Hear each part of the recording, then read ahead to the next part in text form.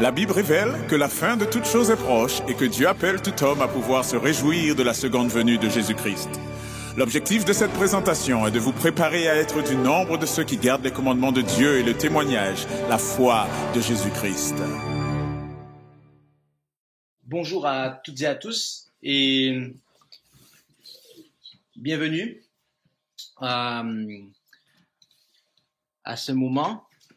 Et nous allons avoir une présentation qui, comme toutes les autres, a son importance dans ce committing. Et nous allons considérer le sujet d'une œuvre organisée. Mais avant de ce faire, nous allons invoquer la présence du Seigneur et je vous inviterai là où c'est possible à pouvoir prier avec moi.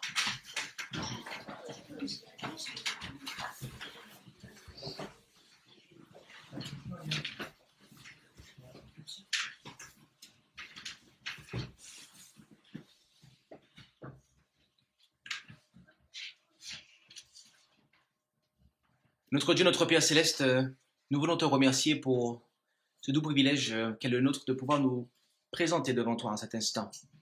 Et merci pour tout ce que tu as fait pour nous.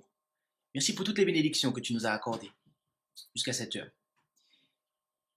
Et nous aspirons à acquérir une meilleure compréhension du thème de ce comité et à être des ouvriers pour toi, à réaliser l'ampleur de la tâche ainsi que ce que cela nécessite. Alors, accorde-nous de pouvoir, œuvrer comme tu l'entends et que ainsi ta volonté soit faite dans notre vie, chacune de nos vies et au sein même de ton peuple. Veuille disposer les cœurs à pouvoir recevoir ce message et bénis ton serviteur afin qu'il soit ton instrument et que ton nom soit glorifié au-dessus de toute chose. C'est en Jésus que nous t'en prions. Amen.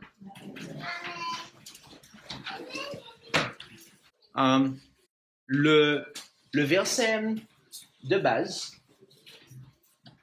et du thème du committing est Jean, chapitre 9, verset 4, vous le connaissez, où Jésus déclare, pendant qu'il est jour, il faut que je fasse les œuvres de celui qui m'a envoyé. La nuit vient dans laquelle personne ne peut travailler. Ok? Jésus nous dit qu'il faut, accomplir les œuvres. Il faut œuvrer, travailler avant que la nuit n'arrive. L'Écriture nous dit en Romains, chapitre 12, verset 5, « Ainsi, nous qui sommes plusieurs, nous sommes un seul corps en Christ. Et nous sommes chacun en particulier les membres les uns des autres. » D'accord? Donc, je ne suis pas le seul à croire en Jésus. Et toi non plus. Ok? Il y a plusieurs. Ok? Et cette multitude de croyants, compose le corps, d'après ce que nous dit la Bible, le corps du Christ. Ok? Mais je vous pose une question. Ici, on emploie le corps humain comme étant un symbole du corps du Christ. Ok? Mais est-ce que mon corps se met à digérer dans le vide? Est-ce que mon estomac, se met à digérer avec rien dedans? Est-ce que mon estomac lâche des sucs gastriques alors qu'il n'y a rien dedans? Non. Ok? Vous voyez où je veux en venir? En fait, pour que mes sucs gastriques puissent fonctionner, il faut d'abord que ma main prenne la nourriture, qu'elle la porte à ma bouche. Ok? Ensuite, j'ai une mâchoire. Ok? Nous avons une mâchoire. Par le biais des dents, la mâchoire écrase la nourriture. Il y a la salive qui rentre en action, qui attribue des enzymes. Des enzymes sont attribuées pour que justement, quand cela va rentrer aller dans l'œsophage et arriver dans l'estomac plus tard, eh bien, le processus de digestion pourra s'enclencher et les sucs gastriques seront lâchés de manière à ce que, eh bien, par la suite, notre corps puisse assimiler les nutriments. Okay? Donc, le corps humain que nous avons est un corps qui est organisé, en fait. Vous comprenez? Chaque organe a sa fonction et tout est dans l'ordre. D'accord? Et voyez-vous, tout comme notre corps est ordonné, organisé, il fonctionne en harmonie, eh bien, l'œuvre de Dieu aussi doit être organisée. Dans l'ouvrage Le ministère évangélique à la page 21, paragraphe 3, nous lisons qu'il faut que la lumière de la parole de vérité brille partout avec éclat pour que les cœurs soient réveillés et changés. L'évangile doit être prêché dans tous les pays, que les messagers de Dieu travaillent en tout lieu, auprès et au loin, agrandissant sans cesse la vigne du Seigneur. Qu'ils le fassent pendant qu'il est jour, car la nuit vient où nul ne pourra travailler. Le Sauveur crucifié doit être prêché aux pécheurs et cette vérité retentir à leurs oreilles. Voici l'agneau de Dieu qui ôte le péché du monde. Jean 1, verset 29. Il faut organiser les églises et en mettre les membres au travail. Lorsque les ministres de l'évangile iront de l'avant, le cœur rempli de zèle et d'amour, les églises se réveilleront car chacun de leurs membres sera saisi d'un sentiment d'émulation en constatant le succès des prédicateurs. Donc, notez ici que dans cette déclaration, la messagère fait référence à notre texte de base qui est Jean 9, verset 4, en parlant de l'œuvre, d'accord? Et elle nous fait comprendre que cela doit être organisé, d'accord? Donc, c'est véritablement en rapport avec le thème de ce comité. Mais alors, l'organisation, est-ce vraiment nécessaire? Est-ce vraiment nécessaire? Voyez-vous, Jésus nous dit je pense que vous connaissez ce passage auquel je vais juste faire allusion, en Jean 4, verset 24, il nous dit que Dieu doit être adoré en esprit et en vérité. D'accord? Et voyez-vous, de la même façon qu'il est vrai que Dieu doit être adoré en esprit et en vérité, eh bien, il est tout aussi vrai qu'il doit être servi avec ordre et dans l'ordre. En effet, en 1 Corinthiens 14, versets 33 et 40, 1 Corinthiens 14, versets 33 et 40, il nous est dit « Car Dieu n'est point pour la confusion, mais pour la paix, comme on le voit dans toutes les églises des saints. » Okay? Et à la fin, il dit que toute chose se fasse avec bienséance et avec ordre. Okay? Au verset 40. Donc, dans le contexte de l'église, d'accord? De l'œuvre de Dieu, du chant. Mes amis, Dieu doit être servi avec ordre et dans l'ordre. Dieu n'est pas le Dieu de la confusion, en fait, du désordre. Celui qui a créé le corps humain et qui l'a créé en fonctionnement, c'est le même Dieu, en fait, qui est à la tête de son église, d'accord, et qui œuvre pour son église. C'est un Dieu d'ordre. Dieu n'est pas désordonné. Et il n'est pas non plus l'auteur du désordre, de la désunion, de la discorde ou de la confusion. Par conséquent, la véritable adoration de Dieu ne résultera pas en un désordre quelconque, car Dieu ne prend pas plaisir dans une église dont l'adoration est caractérisée par le désordre. Et, voyez-vous, nous allons établir un autre point maintenant, avec Acte 2, versets 46 et 47. Acte 2, 46 et 47, où il nous est dit « Et ils étaient tous les jours assidus au temple, d'un commun accord, et rompant le pain dans leur maison, ils prenaient leur nourriture avec joie et simplicité de cœur, louant Dieu et étant agréables à tout le peuple. Et le Seigneur ajoutait tous les jours à l'église des gens qui étaient sauvés. » D'accord? Après avoir attiré et sauvé une âme, Jésus l'a conduit, d'après ce qu'on lit ici, dans son église. Donc, Jésus sauve quelqu'un, et ensuite, il conduit cette personne qu'il a sauvée dans son église. D'accord? C'est lui qui ajoute à l'église. Et remarquez, on va le noter plus tard, on va revenir là-dessus, mais on va le souligner ce point-là. Mais savez-vous comment Jésus, notamment, il fait rentrer quelqu'un dans son peuple? Tout du moins, qu'est-ce qu'il a demandé pour qu'une âme qu'il a sauvée puisse rentrer dans son peuple? Ok? Matthieu 28, verset 19. Lisons le début. Allez, faites de toutes les nations des disciples. Voilà la première étape. Ok? De faire de toutes les nations des disciples. Ok? Dites-moi, une question que je vous pose. Est-ce qu'un disciple peut être indiscipliné? D'accord? Qui dit disciple dit discipline. D'accord?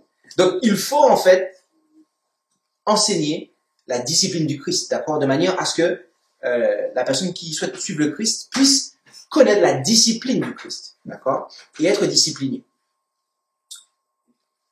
Question.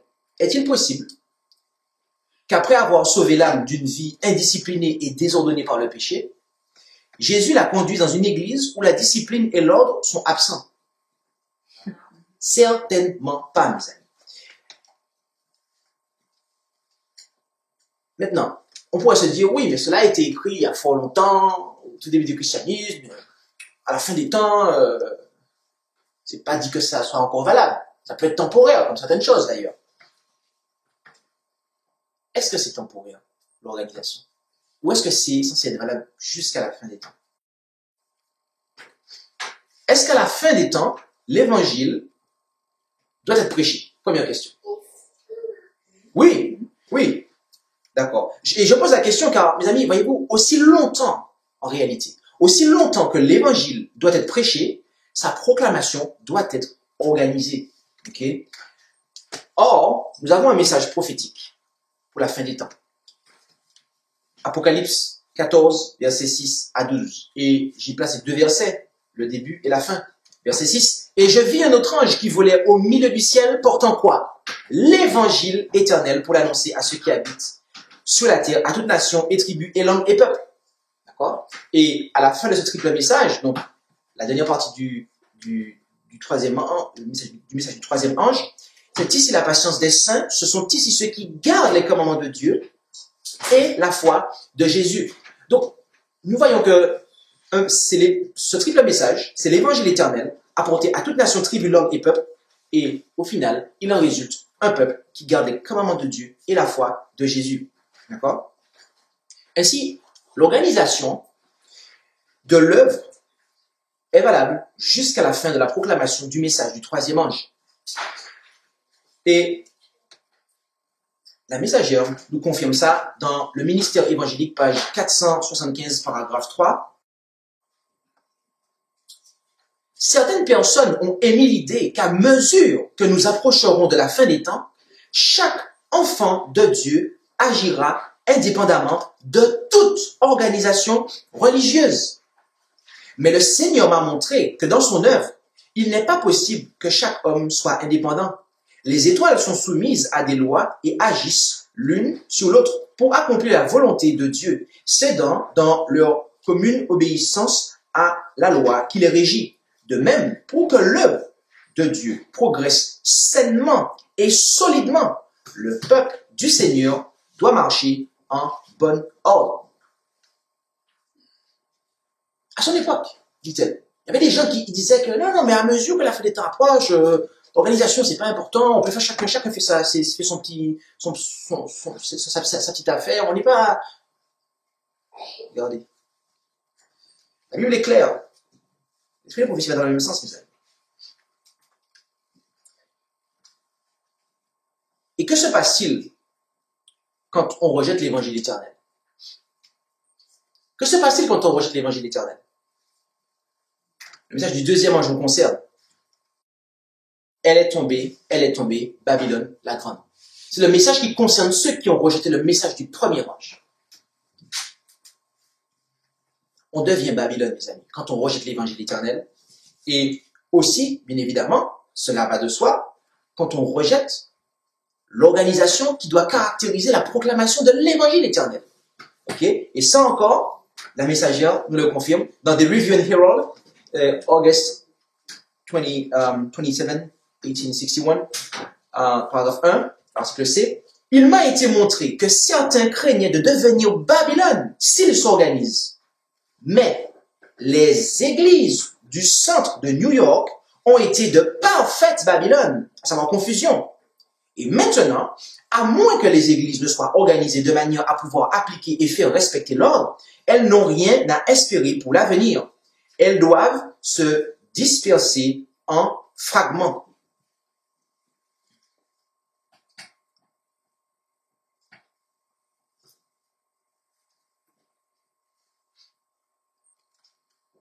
C'est clair. Et pourquoi? Pourquoi, je dirais, devient-on Babylone? Qu'est-ce qui fait que s'il n'y a pas d'organisation, en fait, l'Église devient Babylone, en fait? Eh bien, dans Christian Experience and Teachings of Ellen G. White, à la page 195, paragraphe 2, nous lisons que, au fur et à mesure que notre nombre augmentait, suivez ça, hein, il devenait évident que sans une forme d'organisation, il y aurait une grande confusion et que l'œuvre n'aurait pas pu se poursuivre avec succès. Ok? Donc là, on parle au fur et à mesure que le nombre des croyants augmente. Ok?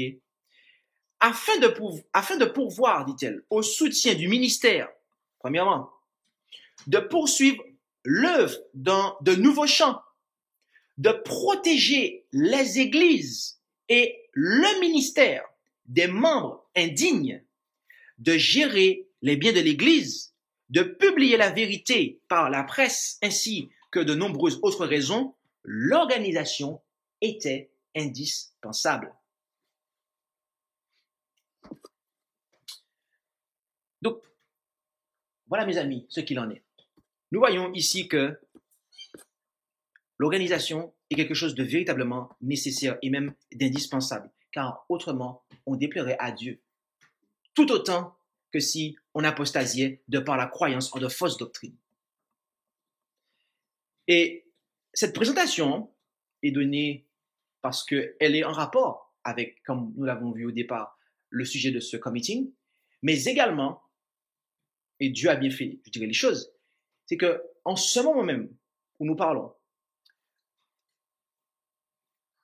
il y a une quantité de personnes qui sont en train d'ouvrir les yeux sur l'apostasie des organisations religieuses existantes, très précisément des dénominations existantes, et en particulier une dénomination qui prétend croire au retour de Jésus et observer sa loi, d'accord, et qui est très clairement en train d'afficher son œcuménisme, très clairement en train en ce moment, de par ses ministres, eh bien, de montrer qu'ils sont sur la bonne voie pour retourner à Rome, d'accord? Et donc, il y a une quantité de personnes qui, en ce moment même, d'accord, réalisent qu'ils ne peuvent plus rester, d'accord, dans cette organisation et qui veulent rejoindre la vérité présente, d'accord? Ils veulent rejoindre le message de la vérité présente où l'évangile éternel est prêché sans compromis, ok? Mais ce qui se passe, c'est que bien souvent, en fait, lorsque on est dans cette situation-là, on a tendance à croire que c'est pas nécessaire d'être organisé. Alors que si, en fait, on vient de le voir. Donc, voilà un petit peu le contexte. Maintenant, avançons un peu. L'organisation dont on parle ici. En quoi cela consiste? Ok? Eh bien, commençons avec le commencement. Rendons-nous en Marc, chapitre 3, versets 13 et 14. Marc, chapitre 3, versets 13 et 14. Il monta ensuite sur la montagne, à savoir Jésus, et appela ceux qu'il jugea à propos. Et ils vinrent à lui. Et il en établit 12 pour être avec lui, pour les envoyer prêcher. D'accord? Ici, le mot établi, ok, peut être traduit par ordonné ou même consacré. D'accord? Ils ont été établis pour aller prêcher. Donc, ici, on a là la première étape de l'organisation de l'Église chrétienne. Okay? Et la message nous le confirme dans Conquérant Pacifique à la page 20, paragraphe 1. C'est à la consécration des 12 que furent prises les premières mesures en vue de l'organisation de l'Église qui, après le départ du Christ, devait poursuivre son œuvre ici-bas. Donc la première étape de l'organisation de l'Église du Christ, c'est la consécration de ministres. Ok? Ensuite, cette organisation a été améliorée. Ok? Elle a été améliorée. Notamment avec ce qu'on peut lire en Acte 6, versets 1 à 6. En ce temps-là, comme les disciples se multipliaient, il s'éleva tout du moins un murmure des hellénistes contre les Hébreux, parce que leurs veuves étaient négligées dans la distribution qui se faisait chaque jour. C'est pourquoi les 12, ayant convoqué la multitude des disciples, leur dirent: il ne convient pas que nous négligions la parole de Dieu pour le service des tables. Choisissez donc, frères, 7 hommes d'entre vous dont on rend de bons témoignages, pleins d'Esprit Saint et de sagesse, à qui nous commettions cet emploi. Quant à nous, nous vaquerons à la prière et au ministère de la parole. Et notez bien ça, le ministère de la parole. Ok? Poursuivons verset 5. Cette proposition plut à toute l'assemblée et ils élurent Étienne, homme plein de foi et de Saint-Esprit, et Philippe, et Procore, et Nicanor, et Timon, et Parménas, et Nicolas, prosélytes d'Antioche, et ils les présentèrent aux apôtres qui, en priant, leur imposèrent les mains. D'accord? Et là-dessus, la messagère va nous dire à la page 78 du Conquérant Pacifique: convoquant une assemblée de croyants et conduits par l'Esprit, ils dressèrent un plan pour une meilleure organisation.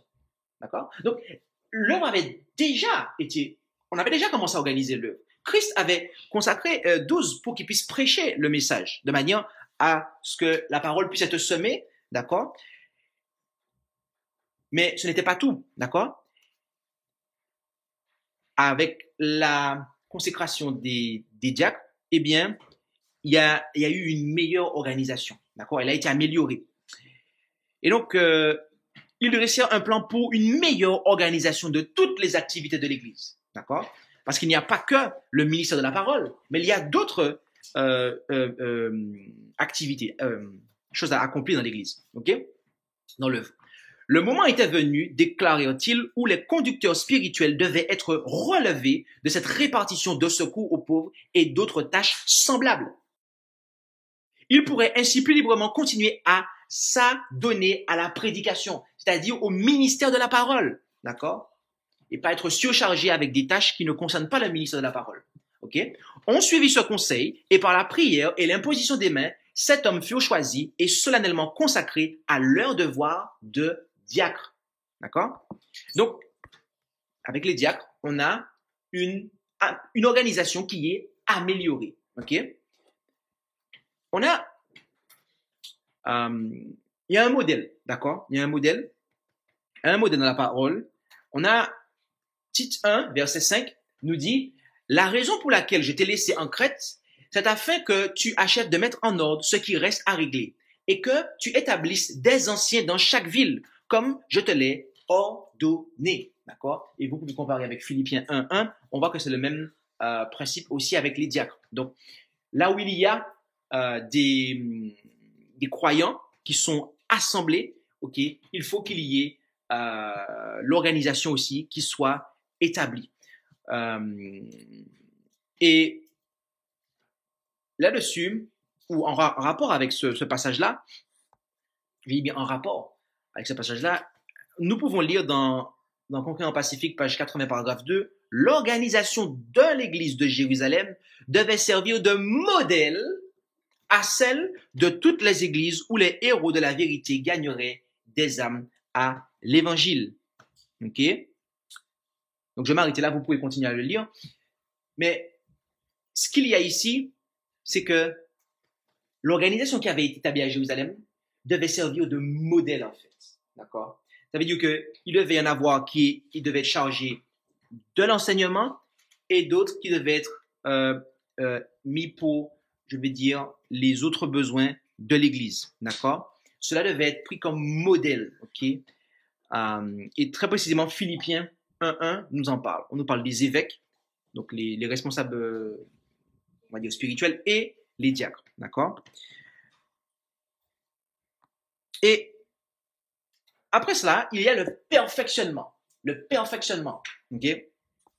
Le perfectionnement, on peut le lire en Acte 15, versets 1 et 2. Acte 15, versets 1 et 2, où il nous est dit, « Or, quelques personnes venues de Judée enseignaient les frères en disant, « Si vous n'êtes circoncis selon l'usage de Moïse, vous ne pouvez être sauvés. » Une grande contestation et une dispute s'étant donc élevée entre Paul et Barnabas et eux, il fut résolu que Paul et Barnabas et quelques-uns d'entre eux monteraient à Jérusalem auprès des apôtres et des anciens pour traiter cette question. Donc, il y a eu, à l'endroit où se trouvaient Paul et Barnabas, qui n'étaient pas à Jérusalem, des personnes qui sont venues enseigner des choses. Et il y a eu une contestation. Et qu'est-ce qui s'est passé? Eh bien, l'Église a envoyé 2 délégués, à savoir Paul et Barnabas, pour aller voir les frères à Jérusalem, de manière à ce qu'ils puissent régler cette question, pour que l'Église, à cet endroit, ainsi qu'en Judée, eh bien, ils aient la même croyance, en fait, et pas qu'il y ait une différence d'enseignement. La message nous dit à ce propos, Conquérant Pacifique, page 80, paragraphe 3, plus tard, bon, c'est pas tout de suite, mais plus tard, l'histoire de l'Église primitive nous apprend que lorsque de nombreux groupes de croyants se constituèrent dans différentes parties du monde, on perfectionna encore son organisation afin d'y maintenir l'ordre et l'harmonie. D'accord? Donc, ce perfectionnement-là est là pour maintenir l'ordre et l'harmonie à travers toutes les églises, toutes les parties du champ, en fait. D'accord? Et à la page 84, paragraphe 1, nous pouvons lire également « L'ordre qui fut maintenu dans l'église primitive permit aux chrétiens d'avancer avec assurance comme une armée bien disciplinée, revêtue de l'armure de Dieu. Les groupes de croyants, bien qu'éparpillés sur un vaste territoire, étaient tous membres d'un même corps. Tous agissaient avec ensemble et harmonie. Quand des discussions s'élevaient dans une église, comme cela arriva plus tard à Antioche et ailleurs, et que les chrétiens ne pouvaient arriver à s'entendre, on ne tolérait pas que la division naisse à cause de ces dissensions. On en référait alors à un conseil général du corps des croyants, composé de délégués nommés par les diverses églises, ainsi que des apôtres et des anciens ayant une direction spirituelle importante.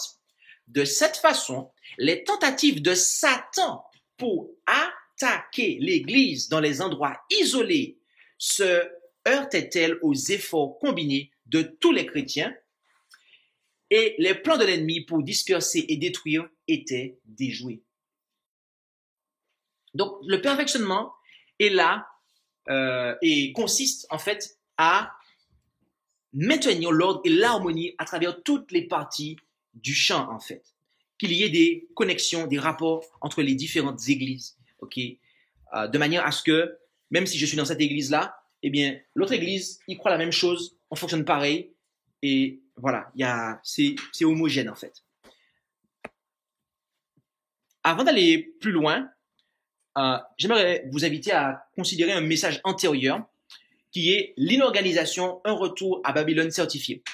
Dans cette présentation, qui est la dernière d'une série sur l'Église, nous avons eu l'occasion de voir beaucoup plus qu'en détail qu'ici, avec beaucoup plus de textes de la Messagère notamment, et d'historique sur l'adventisme, ce qu'il en est, d'accord? Donc, l'objectif ici n'est pas tellement d'être théorique, mais on va tâcher, à partir de maintenant, jusqu'à la fin de la présentation, d'être pratique, d'accord? Comment pratiquement opérer les choses, d'accord? Donc, pour la présentation beaucoup plus théorique, vous voyez celle-là, elle est plus théorique. Là, on va tâcher d'avoir une présentation qui va être, à partir de maintenant, assez pratique, d'accord? Mais il nous faut quand même définir quelques points. L'Église et le ministère, pour bien cibler, pour bien comprendre, d'accord? Premièrement, au niveau de l'Église, il nous faut avoir une conception, et il nous faut clarifier, d'accord? Parce qu'on veut être pratique. Mais pour être pratique, il faut savoir de quoi il s'agit, d'accord? Qu'est-ce que l'Église? Alors, là-dessus, certains diront, ah, c'est le bâtiment. Ok? Les membres qui la composent. Ok. Eh bien, effectivement, l'Église, le mot Église vient de ecclésia, du grec ecclésia, qui signifie en fait assemblée. Et très précisément, un peuple qui est appelé à sortir, d'accord? Donc, ils sortent, mais pour se rassembler, en fait, d'accord? Donc, ecclésia, s'il nous faut résumer, ça signifie assemblée, une congrégation, d'accord? Et c'est un terme qui est neutre, ok? Donc, une assemblée. Très précisément, ici, c'est dans le sens de physique, en fait. Notez-le, c'est dans le sens d'assemblée physique, ok? Comme on est assemblé là aujourd'hui, en fait, ok? Lisons un témoignage, maintenant, qui va venir nous permettre d'apporter une nuance et un équilibre même. Manuscrit 60A, 1895, paragraphe 4. Chacun devrait préparer sa lampe. La charge de Paul à Timothée doit être comprise comme étant adressée à chaque membre de la maison et à chaque membre de l'Église. Donc, notez ici que la messagère, elle fait une distinction avec les membres de la maison et les membres de l'Église. Notez ça. Ok, poursuivons. Prends garde à toi-même et à la doctrine. Toi-même d'abord, puis il y aura une influence sanctifiée dans chaque maison. Okay? La lampe intérieure doit être préparée. Une disposition sera dans l'église de maison et la même chose sera portée à l'église assemblée. Ok? Donc, notez que ici, la messagère emploie le terme église de maison pour faire référence à quoi en fait? À la famille. D'accord? Et après, elle fait comprendre qu'en fait, les églises de maison vont après apporter leur influence dans l'église assemblée. D'accord? Poursuivons. À votre travail quotidien, vous avez besoin de cette lampe qui brûle pour garder une douce disposition et être prêt à faire le travail essentiel dans votre labeur hebdomadaire. Dieu ne peut accepter le service d'aucune âme qui est liée en soi. À moins que la racine ne soit sainte, il ne peut y avoir de fruits saints. Il doit d'abord y avoir un don de vous-même au Seigneur sans réserve. Okay? Donc, notez le point ici, le point qu'il nous faut retenir ici, c'est que il y a l'église de maison dans le sens qu'elle emploie ici, à savoir la famille, donc les membres de la famille, papa, maman, enfant, etc., okay, selon la composition de la famille, comment elle est composée. Et cette cellule-là va avoir une influence dans l'église assemblée. Okay? Et un autre témoignage qui nous confirme ça, mais dans l'autre aspect, et sous l'aspect église de maison, père, mère, frère, sœur, prenez ce travail ensemble et voyez si l'église de maison ne sera pas grandement améliorée. D'accord? Donc, ici, on voit que, d'après le témoignage, la messagère attribuait le terme église de maison à papa, maman, frère, sœur, etc. La famille, en fait. D'accord? Donc, résumons, il y a les églises de maison, donc les familles, ok, qui composent l'église assemblée lorsqu'ils se rencontrent. Ok? Juste un point. Il y a une porte d'entrée dans l'église. Ok? Et en Acte 2, verset 41, on nous dit, ceux donc qui reçurent de bon cœur sa parole furent baptisés, et ce jour-là, environ 3000 âmes furent ajoutées aux disciples. Ok, le disciple, c'est la composante même de l'église, d'accord? C'est ce qui compose l'église, d'accord? Donc, comment ils ont été ajoutés à l'église? Par le baptême. C'est très clair. La Bible nous dit dans ce verset-là que, grosso modo, si vous résumez, le baptême, c'est notamment, il n'y a pas que cela, mais c'est notamment la porte d'entrée dans l'église, d'accord? Donc, quand on fait alliance avec Christ, par le baptême, par les eaux du baptême, c'est la porte d'entrée aussi pour devenir membre d'église, d'accord? Assemblée, très précisément, ok? Donc là, on a clarifié, en tout cas, on a défini la notion d'église, d'accord? Église assemblée, église de maison, voilà, ok? Ensuite, clarifions un petit peu le ministère, d'accord? Qu'est-ce que le ministère? Qu'est-ce qu'on entend par le ministère? Ok? Eh bien, il s'agit du service, en fait, d'accord? En 1 Timothée 1, verset 12, on nous dit « Et je rends grâce à celui qui m'a fortifié, à Jésus-Christ notre Seigneur, de ce qu'il m'a jugé fidèle en m'établissant dans le ministère. » Vous avez vu à partir de quel mot ministère est traduit? Diaconia. Non, diaconia, ça vous dit pas quelque chose? Le diaconat. En fait, il s'agit du service, en fait. Ok? Le diaconat, c'est le service. Donc, le diaconat, c'est le niveau de base, en fait, standard d'entrer dans le ministère. D'accord? Donc, un pasteur est par définition même, à la racine même, il est un diacre. Un ancien, avant même d'être ancien, il est un diacre, en fait. Vous comprenez? Donc, tous ceux qui sont dans le ministère, que ce soit apôtres, prophètes, évangélistes, pasteurs, etc., avant tout, ils ont tous un point commun, c'est qu'ils sont des diacres, en fait. Ils sont tous au service, en fait. Vous comprenez? C'est ça le ministère dont on parle. Ok? Et ce même terme-là, je n'ai pas je n'aurai pas le temps de vous faire une étude de ce thème-là, mais il est même attribué à Jésus, en fait. Ok? À un moment, diaconia. Ok? Donc Jésus était un diacre, il était au service. Ok? Donc il faut bien comprendre cette notion-là. Le diaconat ne se limite pas à un balai, un seau pour balayer une salle le vendredi pour préparer le service. Ça, c'est le service dans un sens qui peut s'élargir à différents niveaux. Okay? Et la consécration, nous dit la Bible, la consécration est la porte d'entrée dans le ministère. D'accord? Tout comme le baptême est la porte d'entrée dans l'église, la consécration est la porte d'entrée dans le ministère. En effet, en Acte 13, versets 2 et 3, on nous dit « Pendant qu'ils célébraient le culte du Seigneur et qu'ils jeûnaient, le Saint-Esprit leur dit « Mettez à part pour moi Barnabas et Saul en vue de l'œuvre à laquelle je les ai appelés. » Alors, ayant jeûné et prié, ils leur imposèrent les mains et les firent partir. D'accord? Donc, c'est à partir de ce moment-là que ici très précisément, Paul et Barnabas sont entrés dans le ministère. La Messager le confirme à au moins 2 endroits. Conquérant Pacifique toujours, page 141, paragraphe 3. Avant d'être envoyés comme missionnaires dans les pays païens, ces apôtres furent donc solennellement consacrés à Dieu par le jeûne, la prière et l'imposition des mains. Ils reçurent ainsi quoi? L'autorité de l'Église, non seulement pour enseigner la vérité, mais pour administrer le baptême et organiser des communautés étant investies du plein pouvoir ecclésiastique. Okay? Et à la page 144, paragraphe 5, elle dit « Paul considéra sa consécration au ministère comme devant inaugurer une nouvelle époque de sa vie.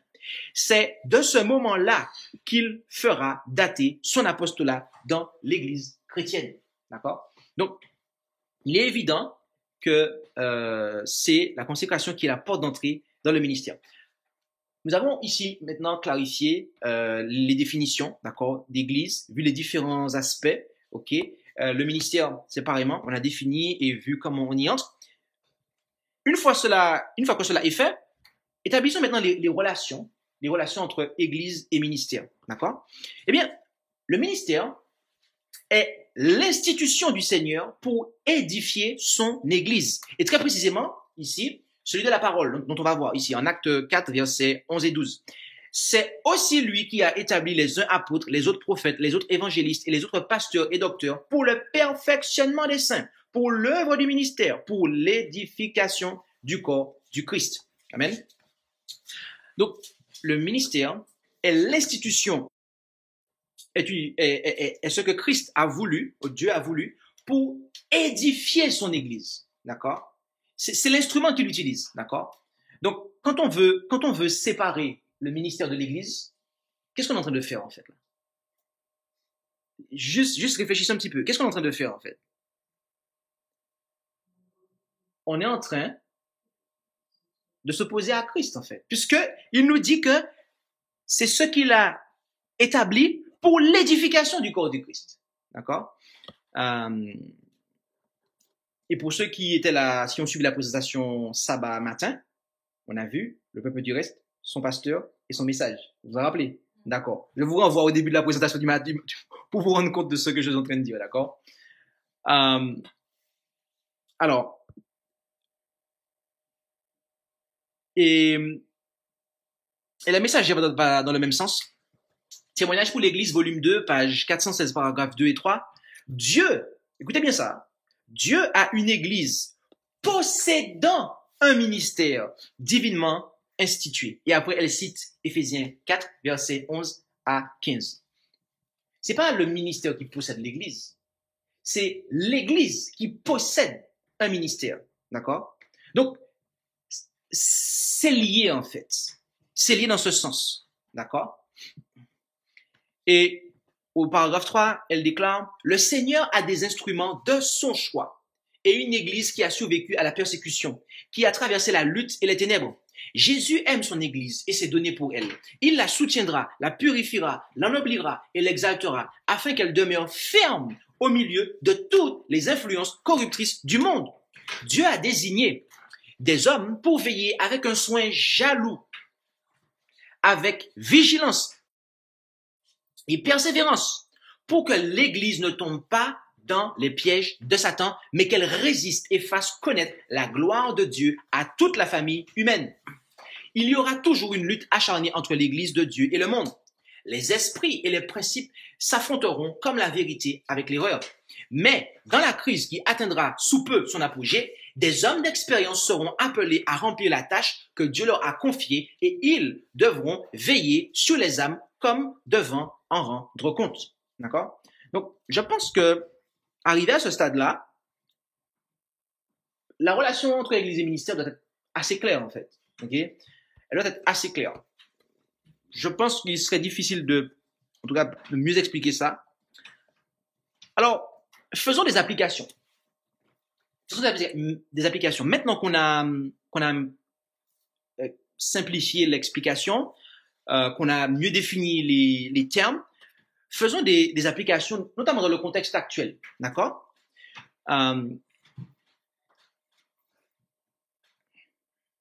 Ici, nous avons une assemblée. D'accord? Une assemblée qui est composée, donc on peut dire église, ok, qui est composée de différentes églises de maison. D'accord? Ok? Je ne vais pas toutes les nommer, mais il y a différentes églises de maison ou groupes ou missions, etc., qui sont représentées ici. Mais c'est lorsque on est rassemblé qu'on forme l'église assemblée. Ok? Vous comprenez? C'est lorsqu'il y a rassemblement, ok, qu'on forme l'église assemblée. Donc, il y a cette distinction qu'il faut opérer entre église de maison, église assemblée, d'accord? La maison, comme on l'a vu, c'est la famille, ok? L'assemblée, c'est, comme je l'ai dit, quand on est assemblé, ok? Je tiens à préciser que pour ceux qui sont ici, ok? Vous n'êtes pas membre, écoutez bien, vous n'êtes pas membre de Préparation de Reste, ok? Préparation de Reste est un ministère que je crois, certains d'entre vous soutenez et qui est au service de votre église de maison, d'accord? Et de l'assemblée ici présente, d'accord? Et des groupes et des missions, etc., d'accord? Donc, ok? Voilà, on applique ce qu'on a vu jusqu'ici, ok? Donc là, on a fait le point sur l'Église. Venons-en au ministère maintenant. Il y a une différence entre le ministère Préparation de Reste et le ministère. D'accord? Ce ministère qui organise ce comité n'est pas le ministère mondial. D'accord? Préparation de Reste œuvre en France, ok, en Martinique, en Guadeloupe, dans la francophonie principalement. Et tantôt, on va rendre des services à l'étranger. Mais l'influence de ce ministère est limitée, d'accord? Ok? Et il est limité parce que, pour la simple et bonne raison, qu'il y a d'autres ministères, d'accord? Nous travaillons en collaboration avec Pasteur Allenston aux États-Unis, Pasteur Elvis à Curaçao, et très précisément, à l'heure où nous parlons, les frères et sœurs des Philippines sont plus avancés que nous en matière d'organisation. D'accord? OK? Donc, il y a plusieurs pasteurs aux Philippines, d'après les dernières nouvelles que j'ai reçues, ainsi que voilà. Donc, il y a aussi le ministère aux Philippines et à d'autres endroits. D'accord? Et prenons un exemple. Est-ce qu'on peut afficher la slide du committing là pour voir. Ah, mais non, mais c'est moi qui l'ai. Attends, bouge pas. Non, c'est ça va le faire. Mais effectivement, si tu peux afficher la slide du committing. D'accord.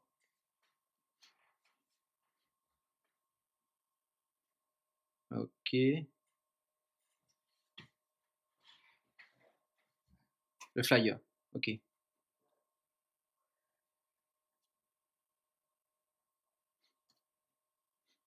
Ok. Donc, prenons le cas avec le committing. Ok. Eh bien, au niveau du ministère, le ministère, dans ce committing, il y a différentes distinctions qu'on pourrait opérer. D'accord. Il y a des ministres qui sont consacrés. D'accord. Donc, Pasteur Allen, il y a Pasteur Elvis, Pasteur Chanson, ainsi que moi-même. D'accord. Et il y a des ministres qui sont stagiaires. D'accord. Donc, on a Michael, on a Ronnie Martin, on a Olivier, on a Jean-Luc, ok, et Ira qui est au service, qui sert le peuple en tant que sœur, qui est au niveau de la santé, d'accord. Mais je parle des hommes ici très précisément, d'accord. Donc,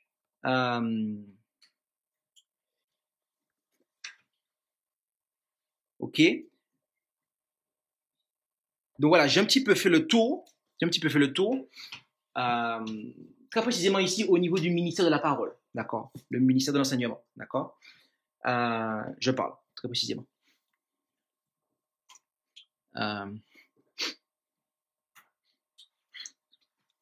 Alors,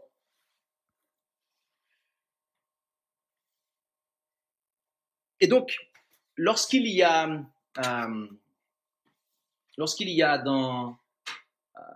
dans une église de maison, ok, une difficulté, eh bien, le ministre est chargé de maintenir, je dirais, l'harmonie, le caractère homogène de l'œuvre partout sur le territoire, ok. Et le ministère, je vais étendre ça au ministère, de manière à ce que toutes les églises de maison soient ordonnées, et l'idéal de pouvoir être une église assemblée, d'accord. Parce que c'est là, en fait, que on peut vraiment organiser l'église au niveau local, d'accord. Quand on parle d'église locale, c'est vraiment des personnes qui habitent dans la même région, en fait, dans la même région, et qui s'assemblent, qui se rencontrent, ok. Donc, à l'heure actuelle, en ce qui concerne la France, à l'heure où je parle, je ne crois pas qu'il y ait, quand je dis je ne crois pas, c'est pour être doux, mais en fait, il n'y a pas d'église locale qui soit organisée, d'accord. Il y a un fonctionnement d'église de maison, d'accord, qui se rencontre de temps à autre quand on fait les séminaires, etc., d'accord. Mais l'idéal serait, dans la mesure du possible, s'il y a des croyants, des familles qui habitent ensemble côte à côte, de pouvoir justement former justement l'église, de se rencontrer pour travailler ensemble, d'accord. Et ceux qui ne le sont pas, ceux qui sont isolés, peuvent rester rattachés au ministère pour fonctionner voilà, le temps que d'autres personnes puissent arriver de leur côté ou que l'œuvre puisse grandir à ce niveau-là, en fait, d'accord. Conclusion, pendant qu'il est jour, il faut que je fasse les œuvres de celui qui m'a envoyé. Mes amis, en tant que peuple, Jésus nous envoie. Jésus nous demande d'œuvrer au travers de la terre entière pour prêcher le message. Et avant que la nuit n'arrive et que ce monde soit complètement dans les ténèbres, eh bien, il nous faut apporter ce message. Et ce message, mes amis, ne sera pas donné dans le désordre, mes amis. Oh non. La trompette doit sonner avec un son clair. Le témoignage du mouvement, de ce mouvement, doit être clair. Si on permet à des personnes désordonnées de devenir membres d'église, si on permet à des personnes désordonnées de rentrer dans le ministère, c'est Babylone, mes amis. Donc, il y a un ordre. Il y a un ordre. OK? Et c'est Christ qui veut cet ordre. Et le message doit être clair. D'accord? Prêché avec clarté, vécu avec clarté, pour que la terre soit éclairée de la gloire de Dieu. Amen. Prions.